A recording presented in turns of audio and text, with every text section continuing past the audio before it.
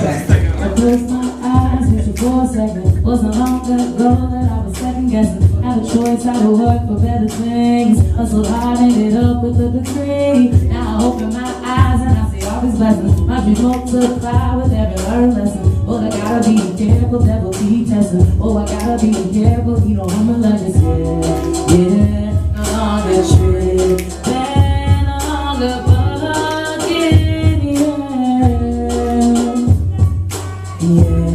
yeah, don't second guess. See, recognize your blessings, yeah.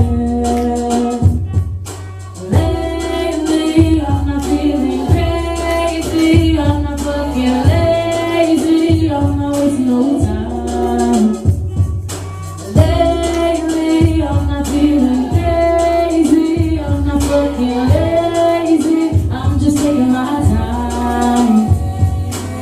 So recognize that I got all the power. If I bitch or whine, I don't mean I'm a coward. It's alright, it's okay, there's gonna be days when the struggle took power through the pain.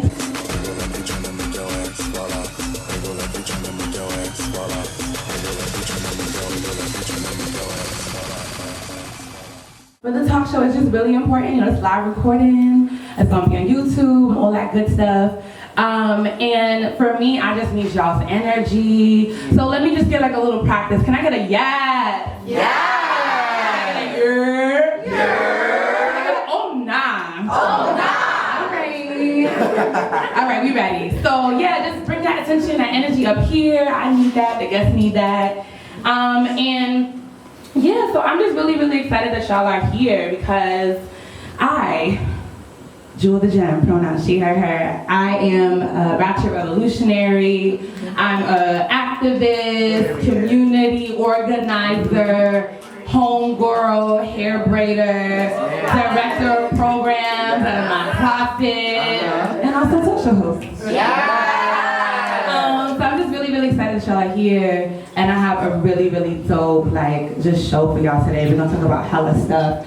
Because I thought about just Black queer activism, mental wellness, expressed through fashion. You know, like Black people, we just want to just stuff all the things together. So that's what we're doing today. So for the last show, it was about Black queer sex magic. So I want to do a personal plug to make sure that y'all go on the YouTube channel, peep it. Shout out to the videographers Jamila and Malika who helped make it look real cute and edit in all that good stuff. So please make sure that y'all check that out. So we're gonna just hop into our diamond of the day. And that's usually just last time it was a word, last time it was gaslight. But this is gonna be a phrase or a term. And the diamond of the day today is Mercury retrograde. Speak on it. I don't know about y'all, but I've been struggling. So would someone like to share what Mercury retrograde is? Nyla, I see you. Do you want to come up? Yeah. Tell me what is it? Tell me what to do. What's Mercury retrograde?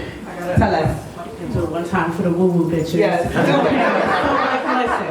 So here's the thing. So planets and stars are moving, right? So Mercury is a planet. We all learned about it in school, solar system, all that stuff, right? So Mercury affects a lot of different things on Earth, namely communication and transportation.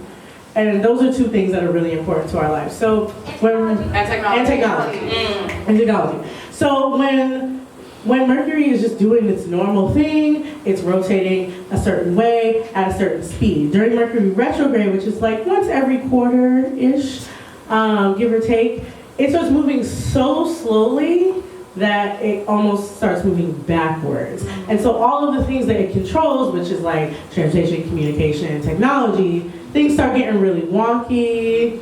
People start having misunderstandings where you normally wouldn't. I said the sky is blue, it's you mean yellow, it's and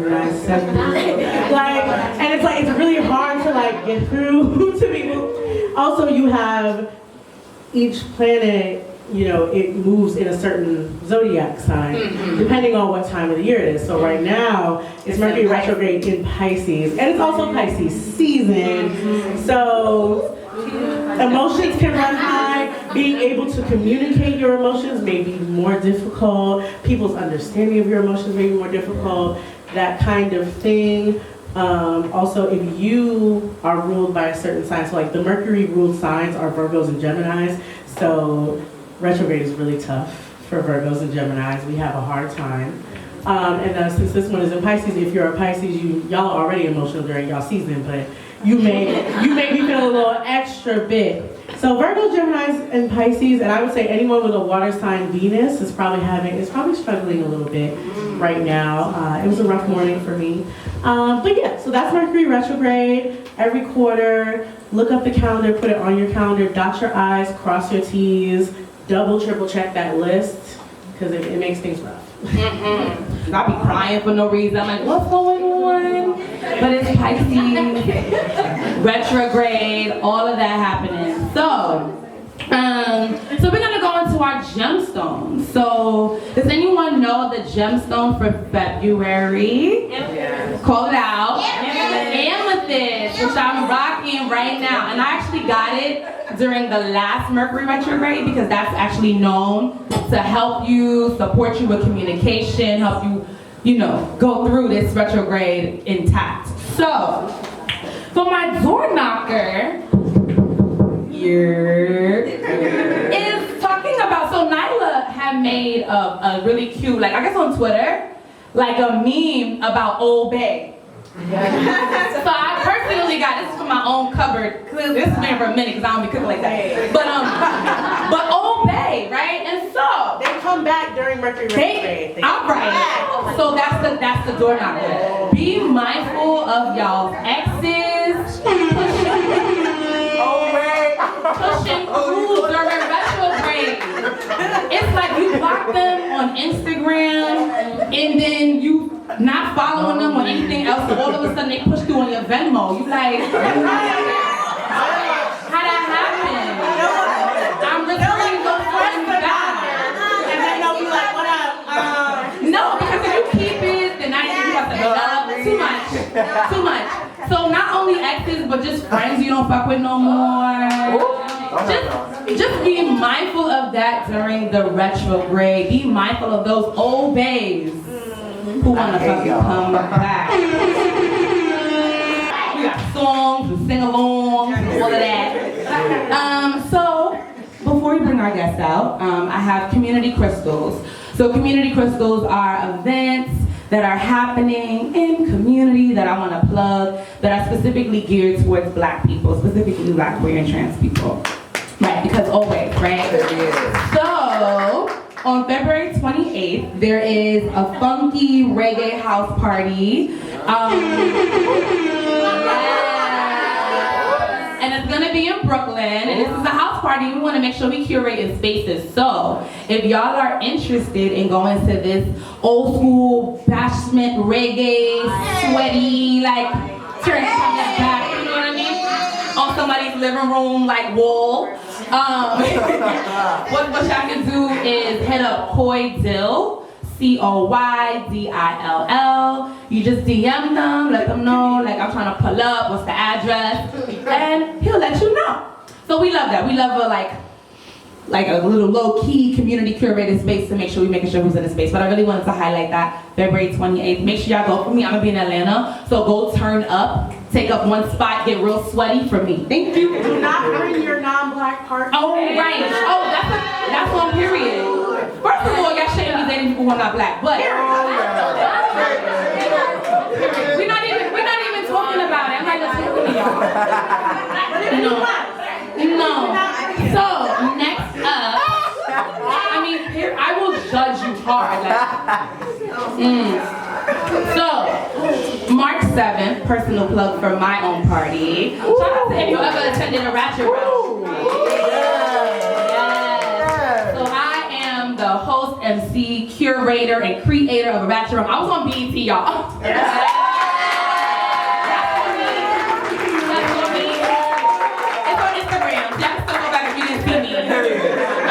Antichrist. I was like, I fucking made it. I sure do twerk for Jesus. I sure do. you know you made it when they call you the anti-black. It was like, she's glorifying sin. I was like, am I? Like this? So it's real cute. BET is doing 29 days of queer excellence, so it's me. Can I plug you, Asani? Asani's in it too. So make sure y'all check them out. That's with me asking consent. Can I plug you? So yeah, some of your black queer faves and maybe some not so faves are also featured on there. But it's really cool because yes, I'm shady. But, I was like, oh, skipping that day. But 29 days of queer excellence. BET is getting real queer. The homophobes are mad, and we love it. We love it because we get like featured, and then we're also in the story the next week, and they're like, "Stop it, the queers!" And we like here, like out there, which I fucking love. So on March 7th, a Ratchet Realm is doing an Afro-Caribbean edition. Yes. Yes. I'm Haitian, so we definitely put some throat pop.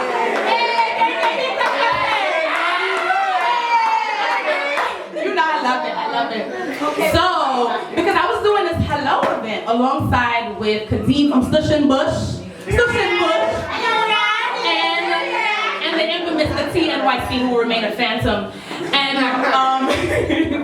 And so we were doing a hello event, and people were like, you need to do a Ratchet Realm where we are celebrating Afro-Caribbean people the whole night. So that's what we're doing. I got the TNYC and Kadeem's gonna be pulling up with me March 7th. I also got a sexy ass, like exotic dancer who's about to literally like lay out so much shit. Like she told me that she's gonna get everybody pregnant in the room. And I was like, really?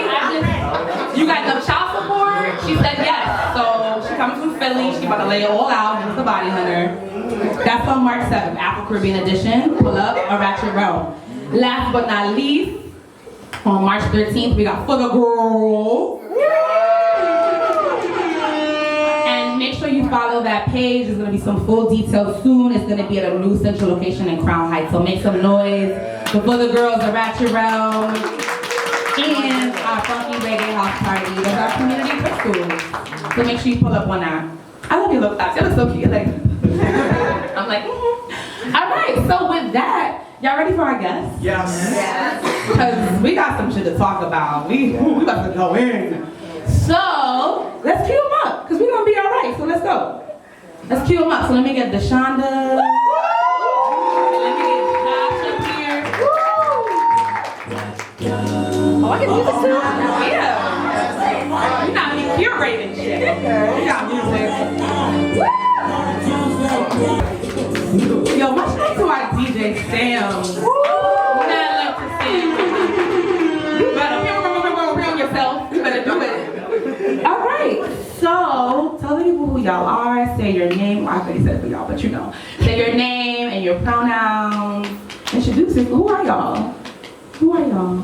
That's probably the deepest question I've been asked. Right, I'm like, who am I really? My therapist says that I am. Hey y'all. Hi, I love the feedback, this is great. Well, first and foremost, thank you for having me here. Thank you, seriously, like, this is such a dope platform, like, for black people, for queer people, for trans people, for black queer trans people, like, this is incredible because there's not a platform for people who identify with those communities and their allies, so I am blessed to be here, so thank you. My name's Shonda, call me Shonda. I am, what am I? Pronouns she, her, her. I am from Brooklyn, New York, literally up the street on Myrtle Avenue, Park and Broadway. Yeah, Brooklyn. I am I don't really like to say journalist, I'm more of a storyteller. I like to be able to tell stories of local black-owned businesses, rising artists and community of color, fashion. I really like to be able to push people's stories, especially in mental health, because I'm a mental health advocate and suicide attempt survivor. So I really like to be candid with people. I like to be, you know, the homegirl and the best friend from next door that, like, I feel like I didn't really have growing up. So just thinking me as, like, you know, the little Brooklyn bestie for today.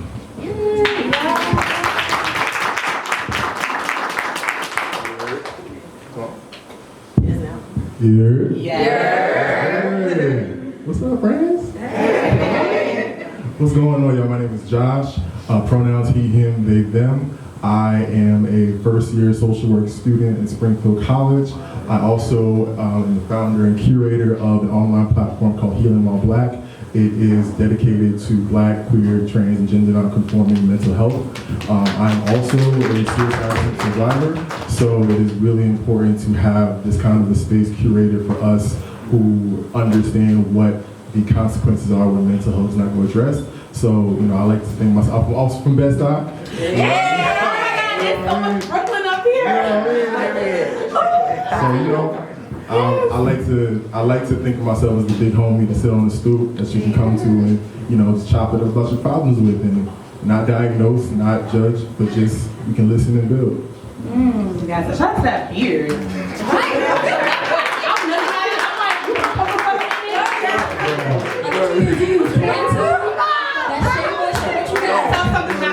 not to be like, what you put in your beard? You know, a while I was reading something as I was coming over here, and it was something that said, "Boy, if you don't get." Tell us. No, real quick, it was just basically something like, it's Mercury retrograde season when you don't know people like you or your beard. Listen, there's so many retrogrades. It sounds so personal, like you look so hurt. I'm just saying. A beard is an extension of me, so you like me too. Yes, well, love to see it. It's glistening up here. We love to see it. So, describe how you embody talking about mental health and mental wellness as a form of your activism. Because both of you already shared within your identities and within your bio that you share with us about your mental health. So, just connect that with me about how you view that as a part of your activism. I feel like for me, I embody me all day, every day. Like, I don't get to take this off. I don't get to change this. Like, I am who I am and I am my story. So for me, I embody my mental health activism by telling my story through being candid. I am very, very blunt, very honest. I don't know if that's the Sag in me, but I just love to talk to people. I love to tell people about, my journey and my story, not because I want people to know who I am, but because I want people to also feel like I can be the best friend or that counsel that they feel like they didn't have growing up. Because when I grew up in Brooklyn, there's a school down the block called Philippa Schuyler, and I went there. Yeah. My brother went there too, sorry. I'm a connector. I was like, okay, go ahead. No, it's okay. So the thing about Philippa Schuyler is that it's, the school for the gifted and talented, math, science kids, all that great stuff. But there's a lot of shit that goes on with middle schoolers and with high schoolers and even with elementary school kids that we don't talk about. And I felt so unseen, especially as somebody who was in 6th grade, 7th grade, 8th grade, dealing with all these issues inside of my mind, and I didn't know how to properly communicate them because there's such a taboo and a stigma on mental health that I didn't know that there was a word like depression. I didn't know the word suicide. I didn't know anxiety. I just knew that I felt this way every single day, and I didn't know how to talk about it. So when I do see that person that's crying in the middle of the street, or I do see my mom overwhelmed, or I do see my boyfriend crying, I don't want to be that person that's just like, and especially for everybody here who grew up Black, which is all of us, go pray on it. Go to sleep. Drink some tea, you'll be fine. Drink some warm ginger ale, you'll be all right. It's annoying, especially because you're telling us to not feel through our feelings. You're telling us to repress them. Just hand it over to the church and the people who take our tithes and offering, but don't really take the time to sit and assess who we are and how we feel.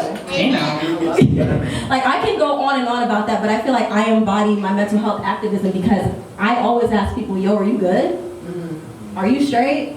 Because think about it, this is obviously a rhetorical question, but feel free to answer it. When was the last time you asked yourself if you were okay? This morning. Okay. It's important because, especially as human beings, we're naturally, I hate to say it, but we're naturally self-centered. We naturally like to make sure that, we either, are taking care of all of our shit and not checking on other people, or on the other end of the spectrum, we take care of everybody else and their daddy except for ourselves. So it's important, if you don't feel like you're having that check-in from your friends or your family or a teacher or that one trusted adult that you have, ask yourself, how am I feeling? Am I actually okay? I know that this person said this to me, but am I really good? Because if you're not, then it's important to assess what you're feeling, feel through it, cry if you have to, scream, get off social media, just take a second to just be. Yeah, thank you. Josh, how about you? So for those of us who are in the room that grew up masculine, identified or socialized as masculine, there was no talking it through emotions. Like, stop being insert whatever derogatory word, anti-fem words you want to use. And that led to, again, a number of attempts to take my own life. And then as I became politicized, I learned that a lot of our idols, our ancestors who were in this work, they struggled a lot. I think the biggest one that I remember was Nina Simone, and how she went through a large period. I believe she was undiagnosed, she had bipolar disorder. And that's real talk. And it's like, how do you do the work and care for the people and love the people, but also care for yourself and love yourself enough to know that I am no good to anybody if I'm not okay. And being unapologetically okay and saying, I'm not cool, I'm not good right now, I'm not leaving the fight, and I'm actually gonna be better in the fight if I take this time and really help myself and pray for, work on myself and to get what I need so that I can come back and be better for myself and everybody else. Yes. And I mean, y'all touched on just the mental health stigma, right? Like the drink the tea, the ginger ale, which doesn't have ginger in it, but just different things. But tell me about specifically about how your identities play a role in how you navigate mental wellness, right? And so when you think about going to a therapist and they're, breaking down the different layers of your identity, like how does that play a role in your, mental health and mental wellness? You can go ahead and take it first, I'm still thinking. On that note, so I go see a therapist. My therapist is wonderful. Your therapist black? Black and queer. Yes. How about you right?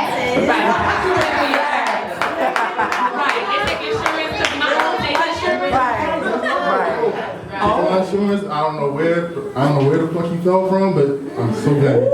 Oh, Lord.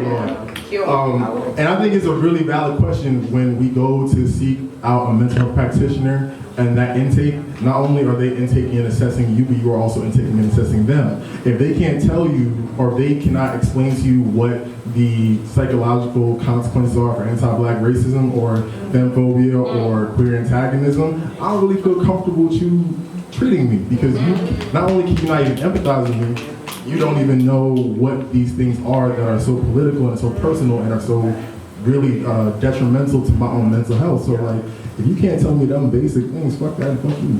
Yeah, basically. Fuck that and fuck you. Emphasize that.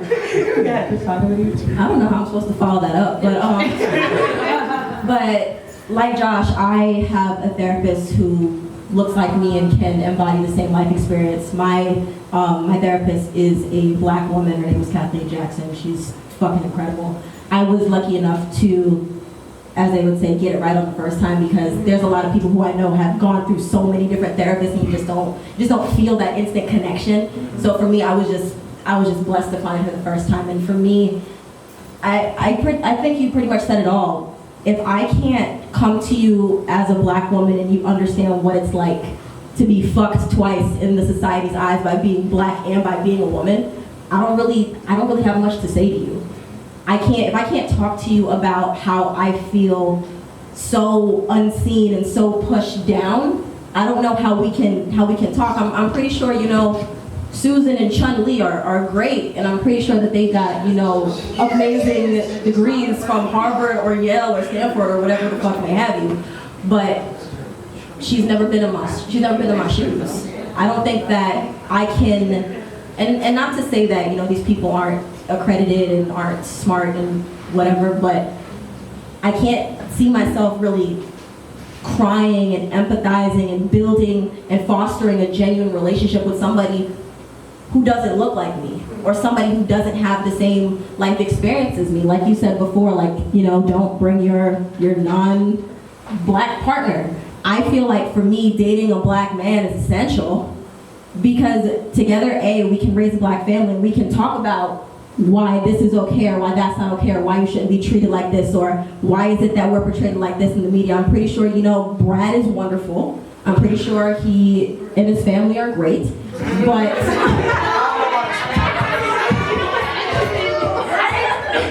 I think what's really interesting about black people, because we live in this fucked up world, I think that when we don't we always have a disclaimer, whether we notice it or not. Well, I'm sure they're great. I don't give a fuck. I'm not sure that they're great. Period. But I'm just saying, because I'm hearing it, but I hear it often that, one, I think sometimes we're afraid to say black, but then two, we'll do this thing where like, I'm sure that maybe, and like, no offense, like, listen, we talking to black people, we talking about black people, this is about black people, black.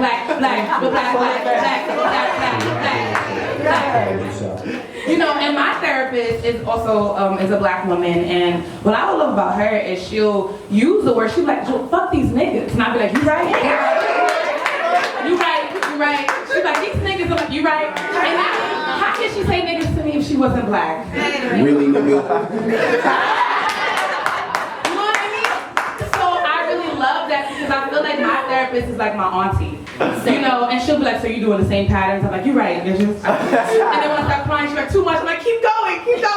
You hitting some shit. But I also want to say too, like, even the fact that all three of us are black people who, I don't know about y'all, but I was never told in my childhood to like, if you're going through something, go see a therapist, right? We just talked about that. But also, I also want to bring into the space around spirituality because for me, while I'm not the one that's going to go to church, I will be going to my spiritual advisor. I will be going to my homegirl tarot reader. You know, I will be like inhaling my essential oils. I will be going to my altar, talking to my ancestors, right? And so I also want to talk about how mental health as well as channeling our spirituality as black people is also critical because we know that it's not accessible for all of us to get therapists. And you know, fuck insurance and all that stuff, right? And it's like you hit it on the first time, I hit it on the first time. Was that the first time that you went to this or you did some shopping around? That was the sixth time. The sixth time. So it's not easy. So I also want to just say that, you know, I think with black people, we found ways, right, to make sure that we're mentally okay and just tapping into spirituality as well. So I just want to highlight that. I also want to think about, so I do parties and I'm super extroverted and I get my energy from this. I can do this all day. I can just be like, hey. But I know a lot of people, they'll hit me up and they'll be like, you know, I want to come to your thing, but I have social anxiety. And I remember I was like, what is that? Right? I did some research. And so I really wanted to incorporate this question into that because I feel like, you know, folks came out today and things like that, but I know that social anxiety is a real thing that's really happening. People want to be social, they want to be out, but that social anxiety can sometimes be debilitating. So if one or both of you can just talk about what are some effective coping strategies that y'all use to battle that, to like combat, you know, social anxiety so you can still be present. Oh shit, I know for me that I actually do have social anxiety. Like it's a term that we throw around so freely, kind of like, you know, when like people say I love you, it's like, no you don't. Like people throw around social anxiety like so often, but it's like, I actually do have it. And it's something that, you know, we say when we go to parties at college or we go to networking events, like, oh, social anxiety, like, nah, this shit is, it's fucking real. And for me personally, social anxiety is like right now, I have it.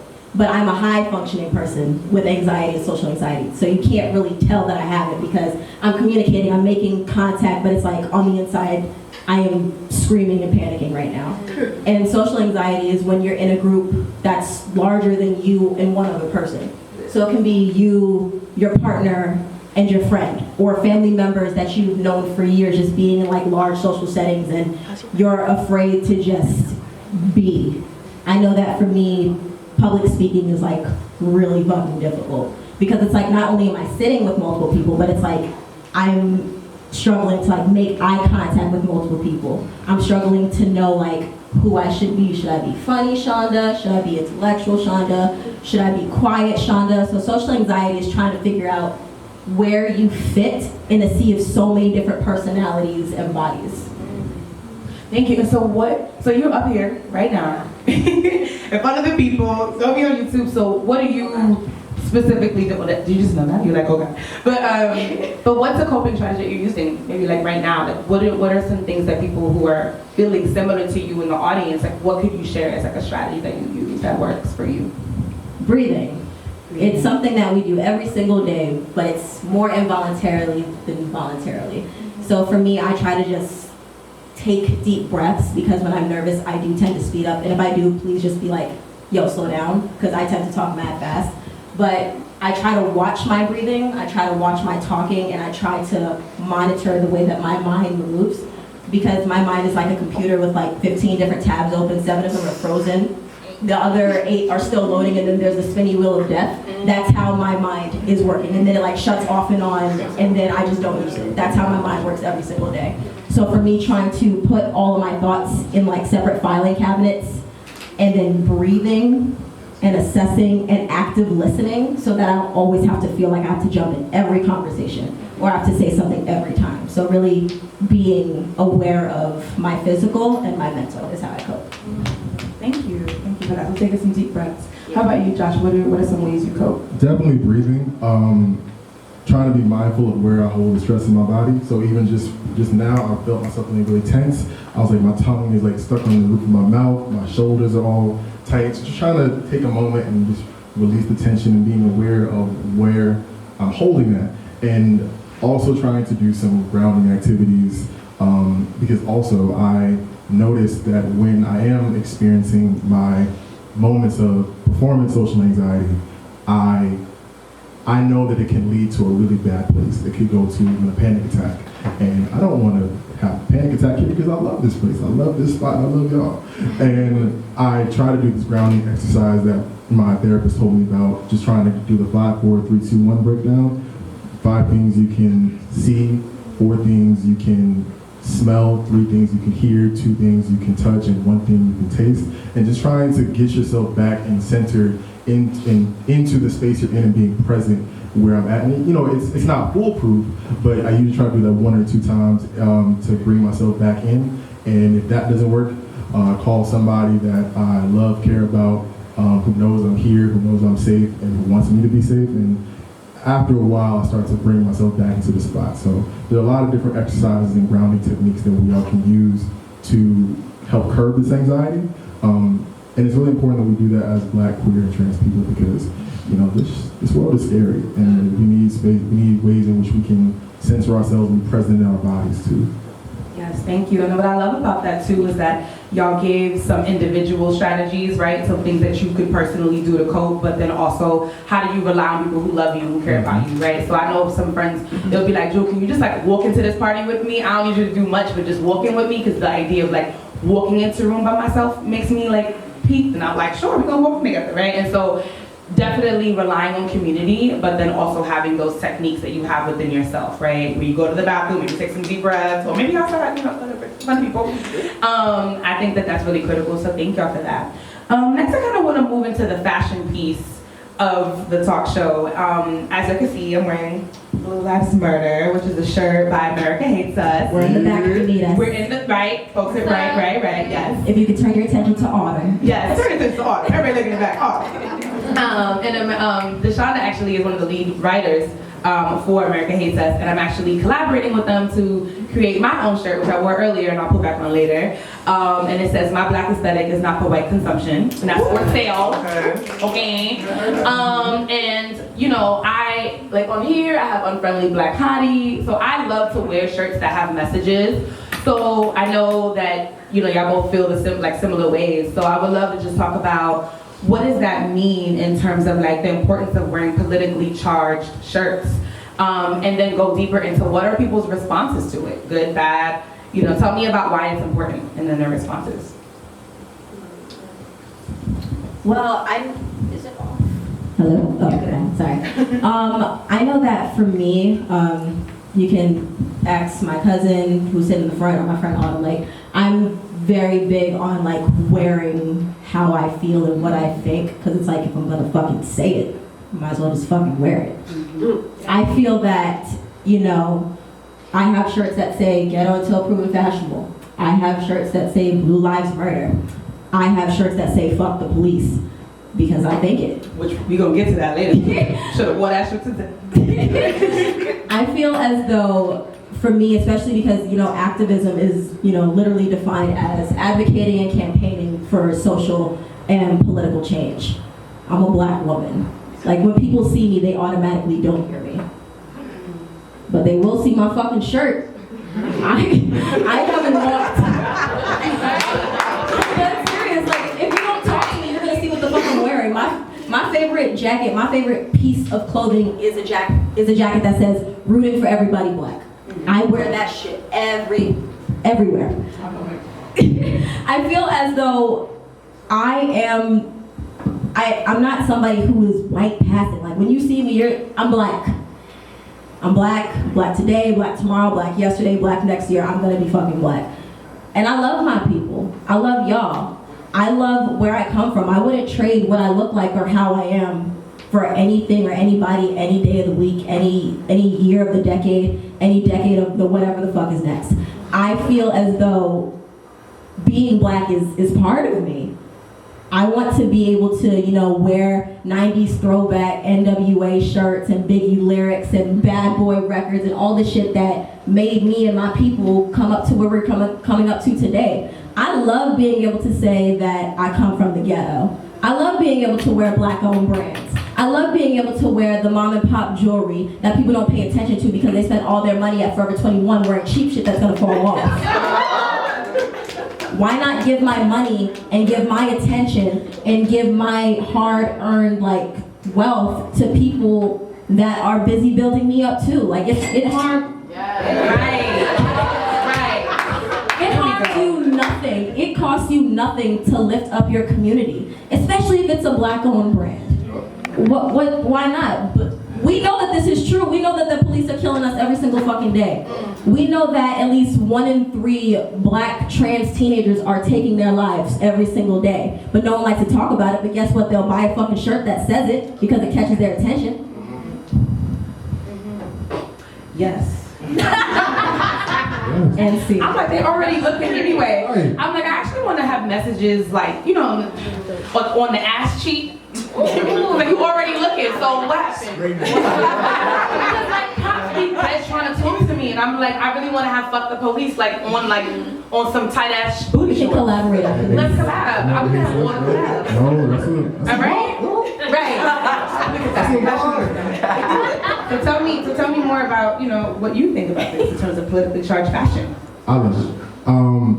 When I started Healing While Black, it was under another name called Free Negro University, and I was just walking around white ass Massachusetts with a big ass shirt. I'm a big ass nigga if you couldn't tell. And with a shirt that said Free Negro and Fuck Trump, and that was my way of moving about the spot, moving about the space. You already don't want me to be here.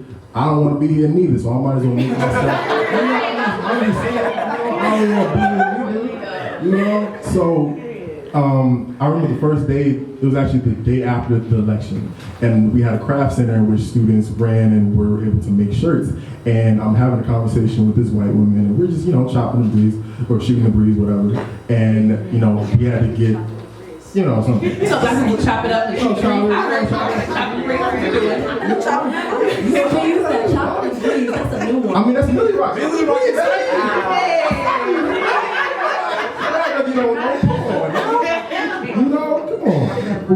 So we talking, and we had to make these. I had to make these screens in order to make the shirts.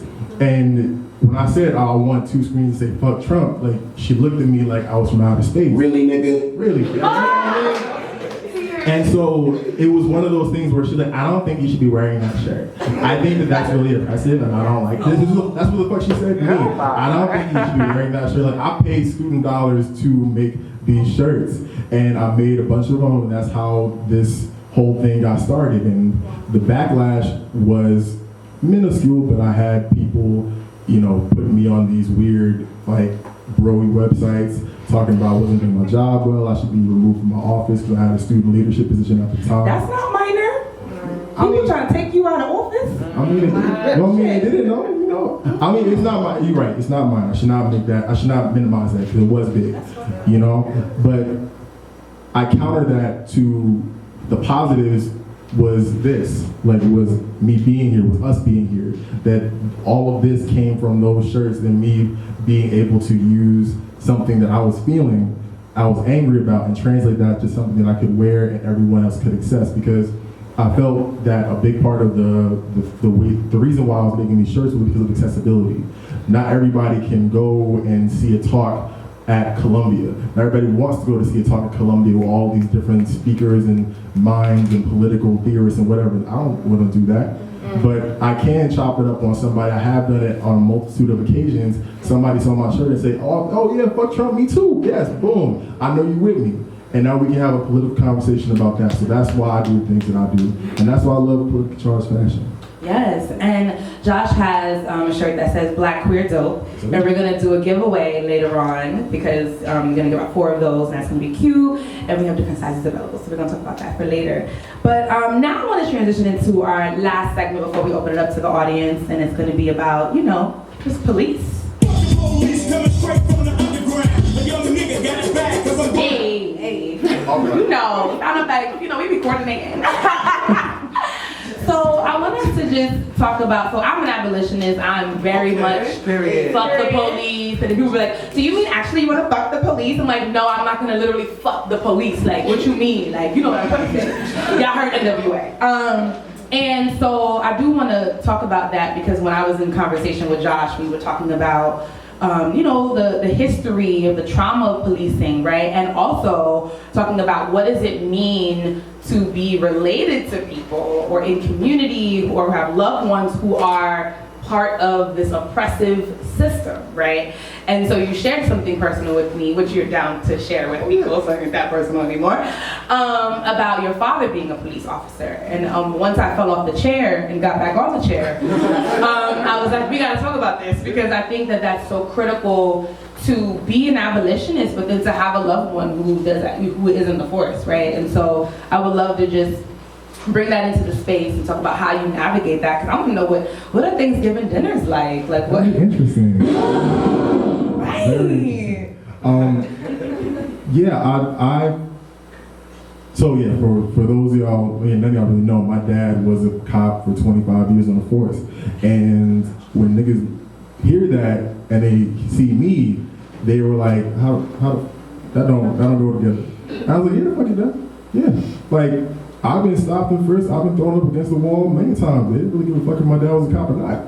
You know, this whole concept of policing goes way beyond one cop, one black cop and his son. This is talking about systems, about histories, about institutions that are directly related to chattel slavery, about slave patrols going and being codified into state and regulatory law to catch runaway African peoples, black peoples. So if you try to reduce that to say, oh, you can't be an abolitionist because your dad is a cop, it's just showing that you don't really have a full understanding of what we're trying to tackle. Yep. And Thanksgiving was fine, you know? I was like, well, I shouldn't say that. Let me just be real. I think we can be, can I be real for a minute? Please. We family, we good, I can be real. So there was a large period of time, about like a year and a half, to me and Pops just did not speak because it was a real, challenge for him to accept that his son was a part of the movement for Black Lives. It was definitely a struggle. We good now, but it really had to come down. We had to have a conversation about, we just disagree inherently on the inherent function of the police. You know, I think that my dad over time, over conversation, I think his ceiling maybe is that police can be reformed. And I think that's a mile for him from where he was, but at the same time, that still doesn't go far enough. We're talking about how are black people, brown people, queer people, poor people routinely, systematically violated and disenfranchised at the hands of this state agent. So when people ask me, like, how do you do this work when your father, and you know, like some of us have cousins that are COs, some of us have cousins that are in the military. That is something to reckon with when our loved ones are agents of the state. That's what they are. They go and enforce some of the policies that the state inflicts upon us. And that's real. It doesn't impact my work, it gives me a different understanding, but it doesn't give me any kind of pause to say I'm still an abolitionist, because I am. And again, if anybody thinks that they can reduce that argument, again, fuck that and fuck them. Hey, but I think that that's interesting because I think for a lot of people who do have connections to people who are police officers, do get that slap on the wrist. They do get to get out of things, right? And so I know that that's something that you didn't experience, but I know a lot of people do as a connection to that, right? And so just wanted to just bring that into the space. I know for me, I just don't want anything to do with anyone who's a CO or who's a cop. I know it's harder when you're like, you know, biologically related to somebody, but I think it is really difficult. And I know that I've had people who I went to school with who are cops, and I remember this one particular time that someone I went to high school with, and like I remember he had on his uniform, and I was all like, fuck the police, and he was like, Jewel, and I'm like, fuck you too, you too, and he was like, but you know me, nigga, fuck you, because I didn't choose to be black, but this person is choosing to be blue. And that is opting in, and I just want to be clear, this is my statement, this is just Joel shit. But I'm like, you know, people are opting in. I remember I had a little cousin talked about how he wanted to be a cop, and I was like, no, you don't. You don't want to be a cop. And I talked them out of it, so success. But just thinking about that, right, and thinking about what does it mean to be a part of this system, and I think about, you know, when we think about slavery and like the root of that, and you know, when folks were trying to get free, when Harriet and stuff was trying to get free and people was like, no, and still enforcing and being overseers and stuff like that, then you're not getting free. Right. You know what I mean? Like, and I talk about we rooting for everybody black. I'm not rooting for black police officers. I'm not rooting for black COs. Like, that's, you're opting in. You played yourself. Right, you played yourself. Because you're opting into a system, and you're opting into a system knowing doggone well what that system has done, right?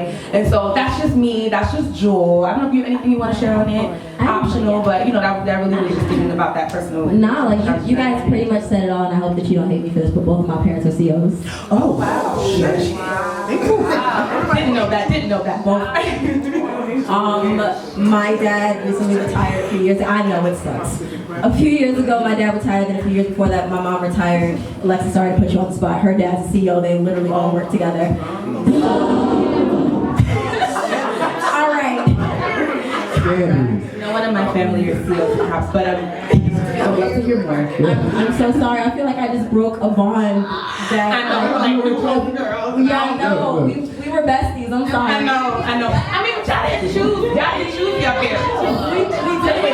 You didn't choose your parents. We didn't, and it's kind of like, it hits from both sides, especially because like my parents, they're not together, they were never married. Like one lives in Virginia, one lives in North Carolina. So for me, being, you know, as outspoken as I am and in the field as I am, and I write the shit about Trayvon Martin, about all these things that are going on, and it's like once they say their piece, I feel like I can't say shit. Because it's not my job to make you feel the way that I feel.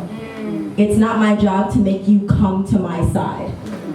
It's not. It's definitely a power dynamic when a parent is that, right? However, I hope when y'all have children, you know, you just don't have them be that. But I think that that's a really critical piece, right? When it's someone who you love and it's just feeling like kind of shut down by that. But for me, I know one thing for me that I always thought about is, you know, when they have the uniforms on, they have the uniforms on, right? Mm-hmm. But when they are just going down a corner, you know, to the bodega, like, they're black people. They're susceptible to the same shit I'm susceptible to. You are too. So it's interesting to me, I find, when black people are in uniform. And there was an instance where I was usually part of BRP 100 for 4 years, and I was chapter co-chair for 2 years. And there was one particular protest that happened when Saeed Basal was shot in Crown Heights. And the white people had the black officers in the front, you know, to kind of be like, you know, put them in the front, like, oh, the people will be nicer to you. And I remember just going in on this, like, younger black officer, and I was talking about how the ancestors are very disappointed. And I was like, you are a disgust and you are a disgrace. Period. And I remember, like, he must have really been fresh new out of the academy. His eyes was welling up, and he was just like, and I'm like, you are disgusting. You know, and I remember just like this moment, and I'm trying to like get them to the freedom side. You know what I mean? Because they're not on the freedom side when they opt into this blue uniform. And so, you know, just wanted to just highlight that. Clearly, I'm in direct opposition to your parents, but I love y'all. But it's fine. And I think that y'all are bold. Y'all can't invite me to Thanksgiving. But I'm vegan anyway, because you don't invite me a lot of places. But that's real. I'm in direct opposition to my father. Let me be very unequivocally clear that shit. I hear that. So both of y'all, it seems like y'all are in opposition, but I think if y'all bring another person who's also in opposition, and I'm telling them that they're discussed, they may not like me as much. But, you know. But as a final question before we open it up to them is, you know, when we think about activism, you talk about being in Ferguson, and we have activists here, and for a lot of folks who've been on the front lines and who've, you know, steered these pigs in the face, what is something that you would say in terms of like advice in managing burnout and in managing, you know, just being able to still do this work as the world wants us to die and don't want us to do this work? So what is some advice you would have for activists who are in the room today? I'll just put them in like small teeny bullet points because it's something that I can say forever. I feel like be prepared for the pushback that you will receive because there's going to be a lot of it. Not everybody is going to love you, but it's not everybody's job to love you. For every person that likes you, there's going to be 16 haters lined up to fuck with your shit. And that's just a fact. Whether you're black, whether you are a black woman, whether you are black and queer, whether you're black and trans, like shit is gonna come at you, left and fucking right. Always assess that you are doing work that matters to you and make sure that is your why. There's going to be a lot of people that may not like the article that you put out. I've had so much pushback from interviews that I've done and from work that I've done and from shit that I've worn, just because it is a physical, fashionable manifestation of what I've said and what I have preached before. There's going to be a lot of problems, but make sure that you know that you are advocating for some shit that matters to you. Make sure if you're really rocking with Black Minds Matter, that is what you're rocking with. If you want to be somebody who's, Black Lives Matter, make sure that you are an ally in every sense of the word, because you can't be Black Lives Matter and be like, oh, I don't fuck with trans people. Right. You can't be Black Lives Matter and say, oh, I don't fuck with Muslims. Right. You can't. But you can say you don't fuck with black police officers, but go ahead. Like if you're gonna be an ally, you gotta be a whole ally and make sure you stand firm in your why. You can't be like, oh, I love black people, but I don't believe black rape victims. You can't do that. Make sure if you're in it, and you stand your ground firm. There's going to be a lot of pushback. It's going to hurt. There are going to be times where you are tired. There's going to be times where there are people who used to fuck with you no longer don't. There are going to be times where people who never fucked with you are going to start. It's going to be Mercury retrograde for the rest of your life. It's going to be a whirlwind, but make sure you stand firm and you stand tall and that you're true to yourself the entire time. Thank you. Josh, how about you? What's some advice you have for those of us who are doing the frontline work? Please care for yourselves and care for each other. What care looks like is different, but we have to care for each other. Especially care for the young ones coming up after us that don't have to experience the same shit that we went through. Having to move through black spaces and being told that homosexuality isn't black, and them having to be pushed out and pushed aside and dismissed and invalidated from quote unquote their own people. So continuing to build and move forward for them, because we continuously live while we climb. And also leadership development is important, because as all of us in here are working, building, fighting, organizing every day, there's going to come a time where we may not be here. And it's imperative that the work that we do now can continue to go on, and we need to be developing new leaders that come after us. So it's not, you got to put your ego out the door. A lot of people who are in this work are really caught up with the personality aspect of it, and they want to be in the newspaper, they want to be interviewed, they want to be on panels, they want to be on BET. You on BET. I'm on BET. And I'm not saying this about you, let me just be perfectly clear. But there are a lot of people who do this and are just totally caught up in the celebrity of it. And that is just so ineffective, and it's actually invalidating everything that we're doing. Yes. So please, if you're gonna be in it, there's a lot of other ways to get famous, but this one ain't one of them. Right. And y'all should be doing this and love each other. Please love each other, because we all should love each other. That's all. All I heard was you was on BT. I didn't even hear the context. I was like, yeah. That's fine. But that's super real too, because I feel like there are a lot of people who do want to do things for the clout, right? And they do anything for clout, and for the followers and things like that. And I think it's okay to want to be remembered, right? And to really want to leave a legacy. And I think it's really critical for Black, queer, and trans people to do that, because we've been erased so often.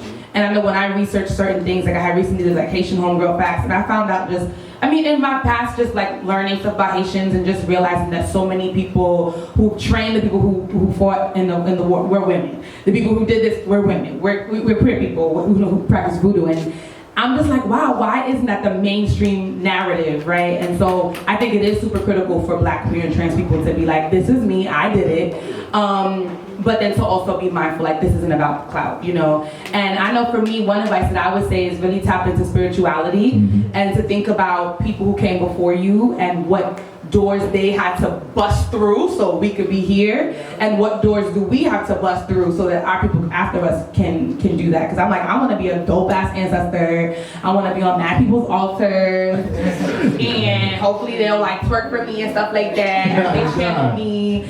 But I think it's really critical to think about just like spirituality as a way to drive us as we do frontline work. Thank y'all so much.